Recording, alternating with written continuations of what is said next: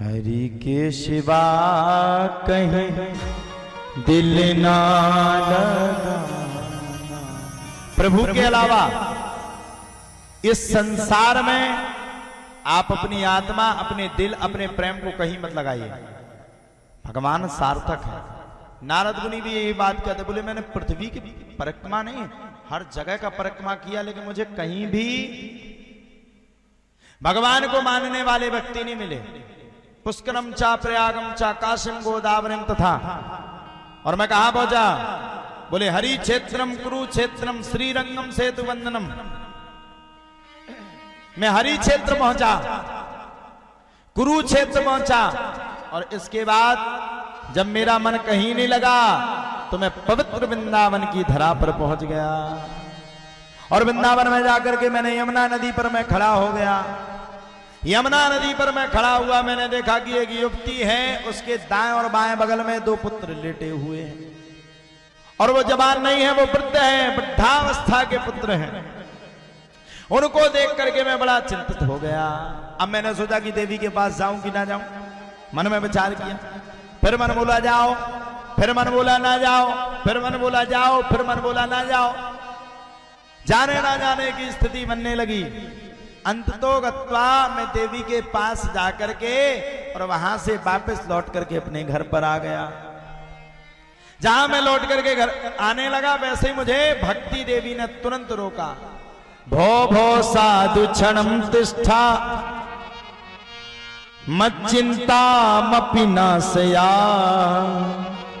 दर्शनम तब लोकस्या सर्वथा गहरम परम। रोक लिया, साधु जी 1 मिनट ठहर जाइए। रुका लिया, मैं रुक गया। मैंने पूछा, देवी मेरे 1 क्षण रुकने से क्या हो जाएगा? तब भक्ति देवी ने कहा, सुनो प्रभु, साधु को 1 क्षण मिल जाए, साधु का क्षण और अन्न का कण, ये दोनों बड़े कीमती होते हैं। जात ना पूछो साधु की, वो पूछ लीजिए हो गया। साधु की कोई जात नहीं होती। साधु तो संत है, संत जो विरक्त हो चुका हो, उसकी कोई जात नहीं होती।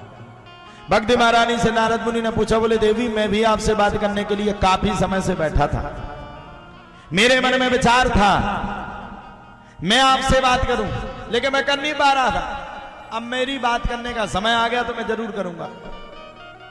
देवी एक बात बताओ, आपके जो ये दाएं और बाएं बगल में 2 पुत्र लेटे हुए हैं, आखिरकार ये कौन है? देवी की बातों को सुनकर के भक्ति देवी ने अपना परिचय देना शुरू कर दिया।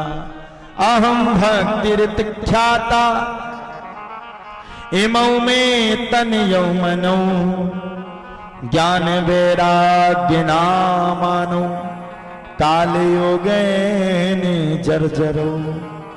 अहम भक्ति ख्याता, मेरा नाम भक्ति है, और मेरे जो दाएं बाएं बगल में पुत्र लेटे हैं ज्ञान और वैराग्य हैं। और सुनिए साहब, उत्पन्ना दिवणे साम वृद्धिम कर्नाटके गता कुचित कुचिन महाराष्ट्र गुर्जरे जीर्णताम गता।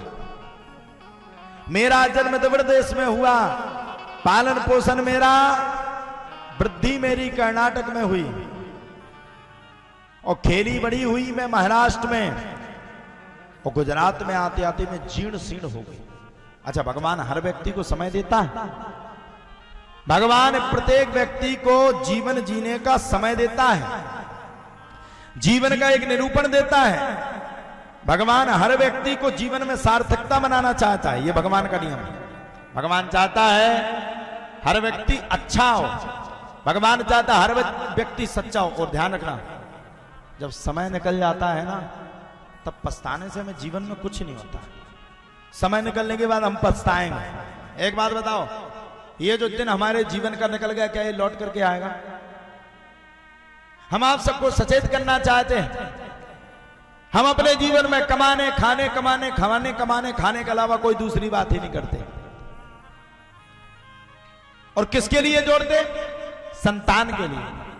और सुनिए, पूत कपूत तो का धन संचय, और पूत सपूत तो का धन संचय। ध्यान रखना, आप कितना भी धन जोड़ लीजिए, कितनी भी माया जोड़ लीजिए, कितना भी यश रख लीजिए, कितने भी पैसा रख लीजिए, कुछ भी कर लीजिए, अगर आपने धर्म कर्म नहीं किया, आपका वही पूत कपूत बन गया तो ध्यान रखना वो आपको बर्बाद कर देगा।